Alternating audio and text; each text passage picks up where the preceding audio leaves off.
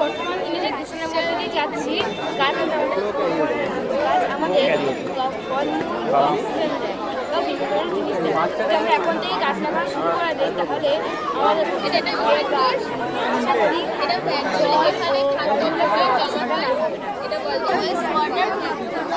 এই বাংলা জলটা আমি এর মধ্যে আছে এর মধ্যে ঢালবো, ঢালতে এবার জলের মধ্যে থাকা ওই নোংরা জলের মধ্যে থাকা কিছুটা এর মধ্যে আটকে গিয়ে ওই জলটা এসে কয়লার মধ্যে পড়তে এবার যে ছোট মাঝারি যে অণুগুলো থাকে ও অণুগুলো এসে বালির মধ্যে পড়বে। অণুগুলো কয়লার মধ্যে আটকে গিয়ে বালির মধ্যে জলটা এসে পড়বে, পড়তে আরও যে ছোটো ছোটো কণাগুলো থাকে ওই কণাগুলো বালির মধ্যে আটকে গিয়ে তুলোর মধ্যে পড়বে, তুলোর মধ্যে থেকে ফিল্টারে পরিষ্কার জল পাবে। এই সিস্টেমটার সাহায্যে আমরা বৃষ্টির জলকে অপচয় না করে বিভিন্ন কাজে লাগাতে পারি। এটা হচ্ছে রেন ওয়াটার সেভিং ট্যাঙ্ক। বৃষ্টির জল এখানে সেভ করা হয়, এখান থেকে এখানে ফিল্টার হয়। এখানে রয়েছে গ্রাভেলস, বালিতে যেই পাথরগুলো থাকে ওইগুলো, তারপর রয়েছে কয়লা, তারপর রয়েছে ফিল্টার পেপার। এখান থেকে জলটা ফিল্টার হয়ে পাইপলাইনের সাহায্যে এখানে আসে। এখান থেকে আমরা জিওস্প্যালির বিভিন্ন কাজকর্ম করতে পারি, যেমন গাছে জল দেওয়া, কাপড় কাচা, গাড়ি ধোয়া ইত্যাদি। এই জলটা খাওয়া যেতে পারে যদি এটাকে আরও বিভিন্ন ভালো যন্ত্রের সাহায্যে ফিল্টার করা হয়। আর আমাদের প্রয়োজনীয় জল, যতটুকু জল আমাদের প্রয়োজনীয় সেই জলটা এখানে স্টোর হয়। আর যেটা জলটা একটা পাইপলাইনের সাহায্যে মাটির জলস্তর বাড়ানোর জন্য কাজে লাগাতে পারে। আর এই মেথডটা অন্য জায়গায় ইউজ করা হয় যেখানে কম হয়, শুকনো জায়গায় একদম খটখট।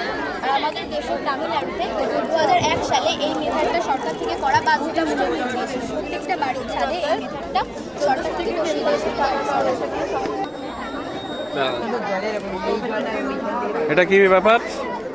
এটি হচ্ছে আগ্নেয়গিরি, ভূপৃষ্ঠের নিচে 150 কিলোমিটার গভীরতা, 1400 ডিগ্রি টেম্পারেচার থাকার কারণে সেখানে প্রবল চাপ ও তাপ থাকে। আর এটির কারণে সেখানে সমস্ত কিছু থাকে অর্ধতরল অবস্থায়। এই অর্ধতরল জিনিসগুলোকে বলা হয় ম্যাগমা।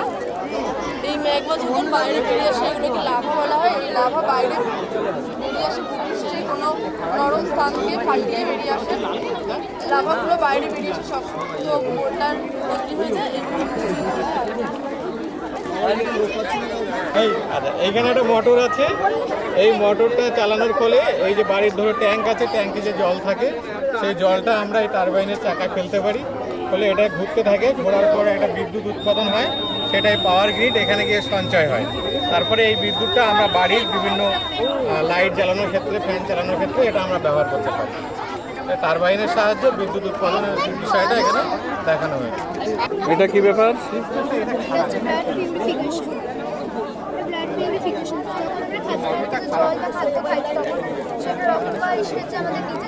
পেটের কাছে যায়, পেটের কাছ থেকে যখন কিডনির কাছে যায় তখন সেটা এরকম আলাদা হয়ে যেত। কিডনির কাছ থেকে যখন আমরা জলটা খাই, যে ছন্দ্রা যে জলটা খেয়েছে ওইখান থেকে সেই জলটা যায়, যে এখান থেকে মুখ্যশয় যায়, সেই রক্তটা এখান থেকে এই পেশিতে মিশে যায়। তো যখন সবাই মুখ্যশয় থেকে আসে, যখন সবাই মুখ্য পায় তখন এই কিডনির সাহায্যে ওটা ফিল্টার হয়ে জলটা খায়। এটা হচ্ছে আমাদের হৃৎপিণ্ড। তো এটার মাধ্যমে আমাদের সারা শরীরে রক্ত সরবরাহ হয়। তো এই ব্লু কালারের যে ধমনীটা, এই ধমনী থেকে হচ্ছে আমাদের ডিঅক্সিনেটেড ব্লাড, মানে যে ব্লাডটা আমাদের শরীরে কোনো প্রয়োজনে লাগে না, সেই ডিঅক্সিনেটেড ব্লাডটা আমাদের ফুসফুসে এসে টানলিতে প্রবেশ করে। তারপর ডান নিলয় থেকে আমাদের বাম অলিতে গিয়ে অক্সিনেটেড হয়ে তারপর বাম নিলয়ে এসে পাম্পের মাধ্যমে আমাদের সারা দেহে ছড়িয়ে পড়ে। এইভাবেই আমাদের দেহে হৃৎপিণ্ডের মাধ্যমে আমাদের রক্ত ছড়িয়ে পড়ে। বলো। এটার সাহায্যে মানে বাড়িতে যখন কম্পন হবে তখন আমরা বুঝতেই পারবো যে ভূমিকম্প হচ্ছে, এবং তার থেকে আমরা সতর্ক হতে পারবো।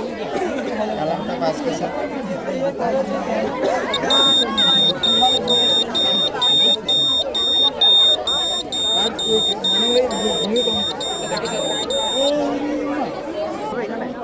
এটা কি? ওদিকে টাচ করলে হবে না, নিউক্লিয়াস দেখা যাচ্ছে।